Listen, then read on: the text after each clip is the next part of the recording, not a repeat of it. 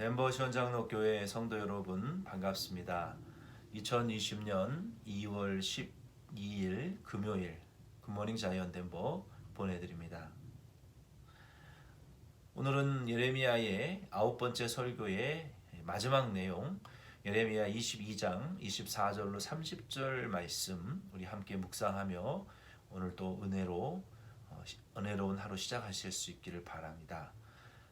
하나님께서 9번째 예레미야의 설교를 통해서 특별히 이 심판받을 이 유다 백성들의 유다 나라의 왕들에 대한 책망과 죄를 계속 지적하는 것을 이어가고 계십니다. 오늘 22장 24절로 30절 말씀에는 이 고니야라는 왕이 등장하는데요. 이 고니야는 어제 우리가 살펴보았던 여호야킴의 아들입니다. 그 여호야긴의 이름은 고니야 또 요고냐 24장이나 27장의 말씀에 보면은 세 가지 정도의 이름과 호칭을 이 여호야긴은 가지고 있었습니다. 이 여호야긴이 결국 여호야긴도 하나님의 범죄하고 마는데요. 그의 범죄로 인한 징벌은 그 아버지에게로 우리가 좀 거슬러 올라갈 수 있습니다. 어제 우리가 살펴보았던 이 여호야김은 그의 아버지 요시야, 그러니까 여호야, 본문에 나오는 여호야긴, 고니야의 할아버지. 이 요시야는 하나님이 주신 모든 것을 가지고 하나님의 성전을 건축하고 하나님의 말씀을 바르게 가르치고 율법을 바르게 세우며 성전 중심에 그 하나님께 성전에서 제사드리고 하나님의 그 언약 중심의 교회로 요시야가 통치할 때 이 유다 나라를 그렇게 세웠습니다. 그래서 그가 하는 모든 일에 형통했고 하나님의 인정을 받은 하나님을 경외하는 왕이었습니다. 그런데 그의 아들 여호야킴이 아버지의 하나님 경외함으로 형통하는 모든 것을 보고도 여호야킴은 자기의 가진 모든 것을 가지고 하나님의 의를 세우지 않았고 말씀 중심이 아니라 거짓 선지자들 또 우상 중심의 나라로 이 변질시키고 타락시켜버리고 말았어요. 그래서 하나님께서 이 여호야킴에게 내린 형벌은 바벨론 포로로 잡혀가게 될 것이고 거기서 쓸쓸히 죽고 그리고 왕위가 끊어지게 될 것이다 라고 말씀하셨습니다. 그 예언의 내용이 오늘 본문 말씀에 그대로 성취되는 것을 우리가 볼 수 있어요. 22장 24절로 27절 말씀에 보면은 하나님께서 여호야긴의 범죄 없이 단지 아버지의 잘못으로 그 아들을 징벌하시는 것이 아닙니다. 여호야긴도 많은 범죄를 했고 하나님께 버림받을 행동을 했어요. 그래서 결국은 아버지에 대한 예언이 이제 아들에게까지 성취되어지는데 그가 바벨론 포로로 잡혀가게 되고 심판받는 것에 대한 그 확정성을 하나님이 어떻게 표현하셨냐면 오른손에 있는 그 인장 반지와 같이 여호야긴이 참 소중한 아들이라 할지라도 그것을 빼어서 내버리는 것처럼 범죄한 왕을 하나님이 그렇게 버리시고 심판하실 것이다 라고 말씀하셨습니다. 28절과 30절 말씀에도 보면은 고니야는 천한 그릇과 같이 이 질그릇과 같이 버림을 당하고 그 이후에 왕의 계대가 끊어지게 될 것이라고 말씀하셨어요. 그리고 실제로 그의 숙부 시드기야가 바벨론의 섭정왕이 되어 통치하다가 얼마 후에 죽었습니다. 하나님께서 이 모든 증거를 땅이라는 증인을 부르시고 땅이여 땅이여 땅이여 29절에 보면 3번을 부르십니다. 여호와의 말을 들을지어다. 이 범죄한 왕들과 이 지도자들을 하나님이 징계하실 것에 대한 확정적인 의미로 3번을 반복하셨다는 것은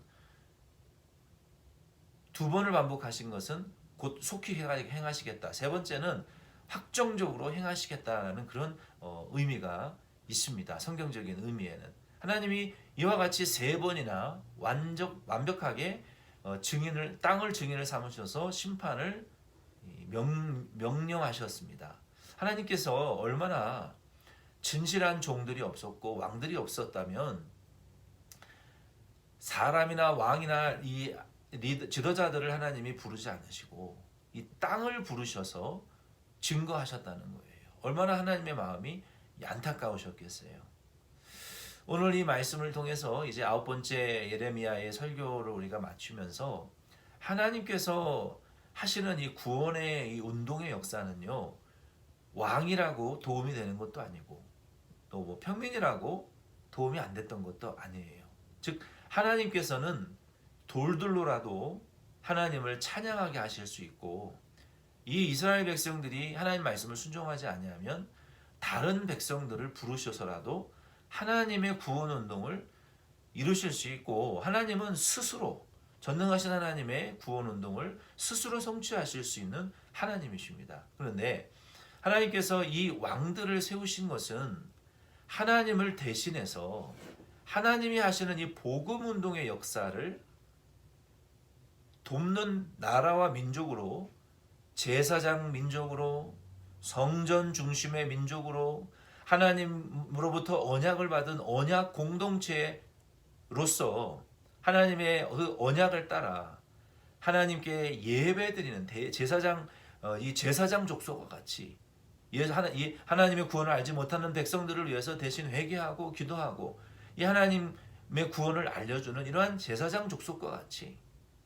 하나님께 예배드리는 성전, 그 희생 제사 중심의 죄를 사함받고 하나님의 자녀들이 되는 이러한 공동체가 되기를 바라셨어요. 그 선택한 민족을 통해서. 그런데 왕들이 그 일을 잘 감당하지 못하고 이 요야킴 시대에 요시야 시대에 이루었던 그 부흥을, 개혁을 요야킴 시대에 또 망쳐버렸어요. 우리가 한 번 실패하고 일어났을 때 건설해서 좀 잘해야지, 한 번 실패해서 개혁되어지고 부흥되었는데 그 토대 위에 또 타락하게 되면 이제는 다시 회복되어질 수 없을 만큼 타락되어지고 범죄되어지는 심각한 범죄와 타락을 경험하게 되는 것입니다. 그런데 요시야 때에 하나님의 성전이 작게라도 회복되어지면서 성전 중심과 율법을 발견하고 성전이 청소되어지고 다시 하나님의 언약 공동체, 성전 공동체,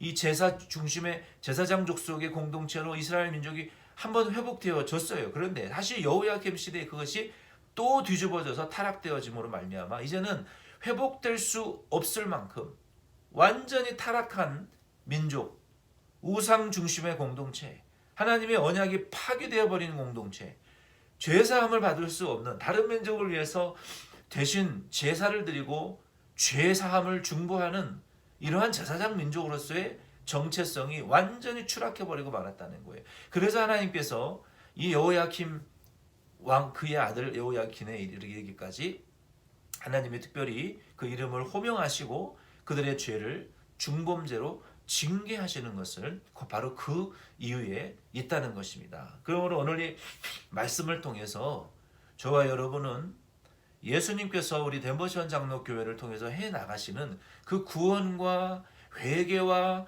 하나님께 드리는 예배와 또 복음과 또 복음 전도와 하나님이 하시는 이 교회를 통해서 하시는 영적인 그 구원의 운동과 사업에 우리는 도움이 되어드리고 일꾼으로 쓰임받고 그 일에 협력해서 하나님이 주시는 그 복과 은혜에 우리가 동참하는 자들이 되어야지, 이 요시야 왕과 같이 그렇게 되어야지 여호야킴이나 그의 아들 여호야긴처럼 습관적으로 불순종하고 하나님을 대적하고 반대하고 주님 뜻을 거스리는, 그리고 기 가까스로 이 주의 종들이 세워놓은, 또 성도들이 세워놓은 교회의 그 부흥의 불씨들을 팍 꺼트리고 아주 소멸시켜버리는, 아주 바닥으로 추락시켜버리는 그런 말 한마디, 행동, 그런 어떤 그 혈기, 자기의 그 분노와 감정을 다스리지 못하는 이런 이 마귀의 못된 근성과 같은 이런 시험들을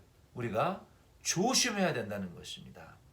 하나님이 그러한 자들의 죄들은 반드시 징계하시고 심각하게 하나님은 경중을 두시고 평가하신다는 것을 우리는 기억해야 돼요. 그것이 교회가 작든 교회가 크든 성도 수가 작든 많든 하나님의 교회에 우리는 요시아 왕과 같은 존재가 되어야지, 여호야킴이나 여호야긴처럼 하나님이 세우신 것들을 허물어 버리고 하나님이 하시고자 하는 일들을 나의 혈기와 욕심과 나의 잘못된 언행으로 그것이 후퇴되어지게 되고 무너지게 만드는 일은 하나님의 심각한 징계의 이 대상이 된다는 것을 우리는 늘 기억해야 됩니다. 그래서 하나님께서 아말렉 족속을 진멸시키라고 하신 이유가 바로 거기 있는 거예요.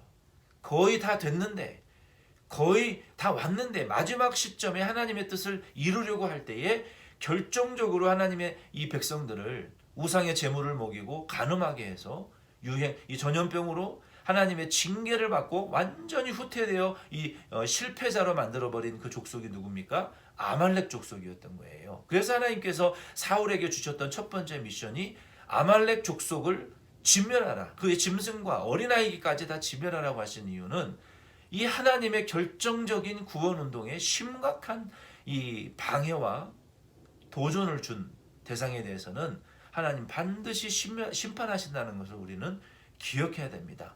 어떻게 하나님이 그렇게 무자비하실 수 있냐? 그럴 수 있어요. 그렇지 않으면 당신의 택한 백성들의 구원 운동이 심각하게 방해되고 온 인류를 향하신 하나님의 이 구원의 경륜이, 그 경륜의 시계가 큰 방해를 받았기 때문에 이 영생을 얻는 일을 방해하는 일에 대해서 하나님은 그만큼 무서운 징계를 하신다는 것을 우리는 기억하고, 우리는 요시아 왕과 같이 하나님 뜻에 부합하고 합당한 저와 여러분들 다 지금도 그런 저와 우리 여러분 덴버시온 장로교회이고 앞으로도 그런 분들로 계속 성숙해 나가시기를 부탁드립니다. 기도드리겠습니다.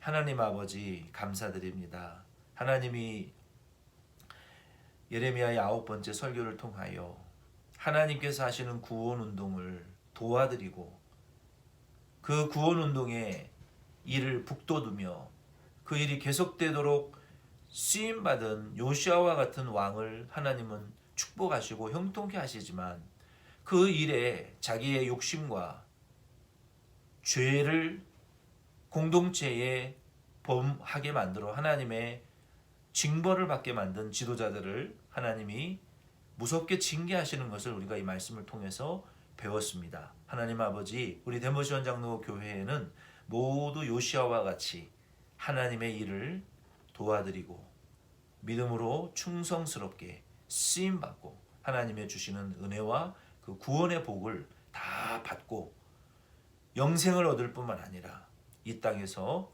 하나님의 범사에 형통케 하시는 복들을 받아 누릴 수 있는 우리 덴버시온 장로교회 모든 성도님들 될 수 있도록 축복하옵소서. 예수님의 이름으로 기도드립니다. 아멘. 여러분 수고 많이 하셨습니다. 토요일 날 뵙겠습니다.